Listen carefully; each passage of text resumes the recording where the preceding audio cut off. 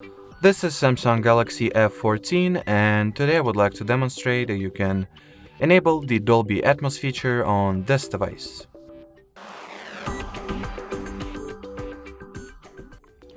So to begin with, you will have to launch the General Settings app.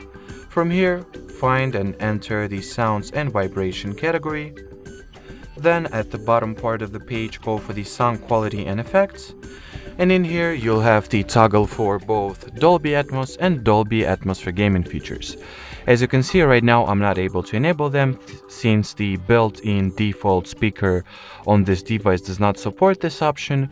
But if you will connect the compatible external audio device, let's say wireless speaker or Bluetooth wireless earbuds or some other sound device, whatever is that, you will have those options available, and you will be able to enable them by tapping at the switch or toggle over here, like let's say this one.